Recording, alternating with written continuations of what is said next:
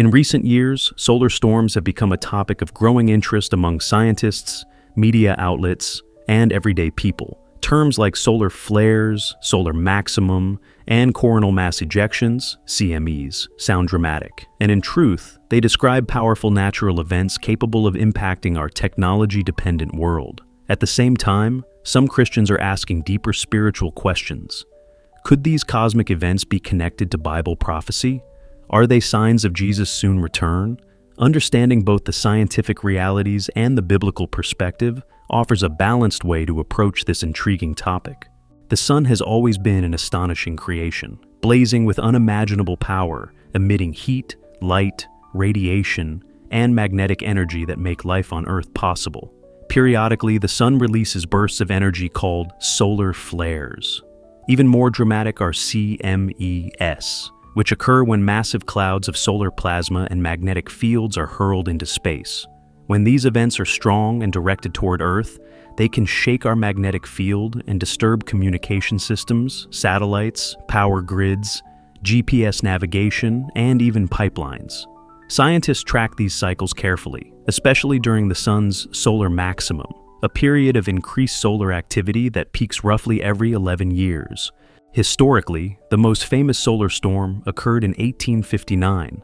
Known as the Carrington event, it caused telegraph lines to spark, set fires, and allowed auroras to be seen as far south as the Caribbean.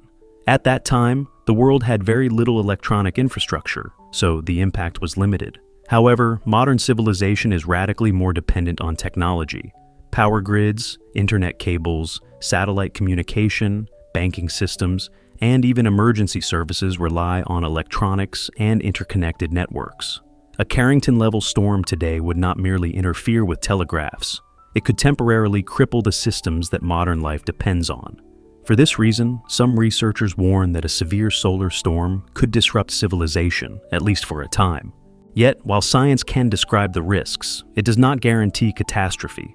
Scientists caution against fear-driven assumptions, noting that although solar storms can be disruptive, nations continue to improve their preparedness. Power companies, satellite operators, and governments are developing protective protocols and resilient systems engineered to withstand such events. In other words, solar storms are a real hazard, but not an inevitable doomsday scenario. Christians, therefore, do not need to respond with panic or anxious speculation. Scripture repeatedly reminds believers not to live in fear, but to exercise wisdom and discernment. However, solar events do raise fascinating theological questions. Throughout Scripture, cosmic signs often accompany God's works, judgments, or prophetic timelines. Jesus himself spoke of signs in the sun, the moon, and the stars, Luke 21:25, when teaching about the end of the age. The book of Revelation describes dramatic heavenly disturbances, though scholars differ on whether these passages are symbolic, literal, or both. The key point is that the Bible portrays creation as being under God's authority, not random or chaotic. When nature shakes, Christians are reminded that God remains sovereign over the universe he made. This leads to the second important question: is Jesus coming back soon? Christians throughout history have asked this. From the early church to the present day, the return of Christ has been the blessed hope of believers, Titus 2:13. While solar storms do not prove the second coming is imminent, they do serve as a reminder that the world is fragile and full of uncertainties, and that history is moving toward a climactic fulfillment of God's purposes. Jesus told his disciples not to set specific dates, but to live watchfully, discerning the times and keeping their hearts ready, Matthew 24:36-44. One of the most striking elements of biblical prophecy is not the chaos or cosmic signs themselves, but the moral and spiritual conditions of humanity. Jesus warned that in the last days, people would grow cold, distracted, and indifferent to God.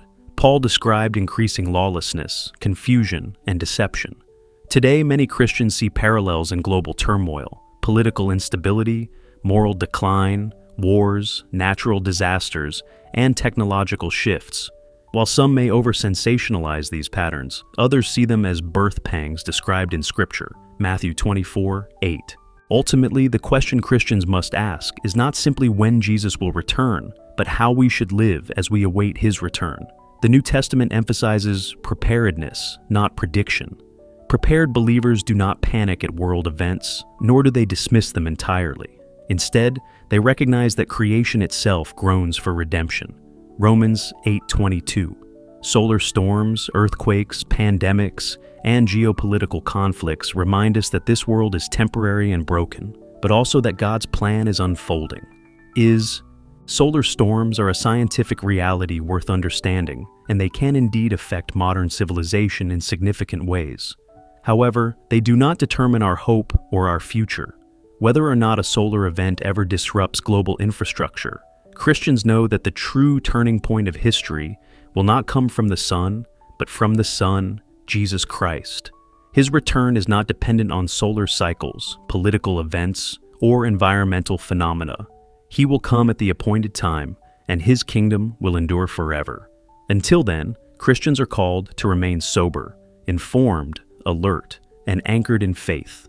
In a world full of uncertainty, believers can rest assured that God is in control, and nothing, solar storms included, can thwart his purposes.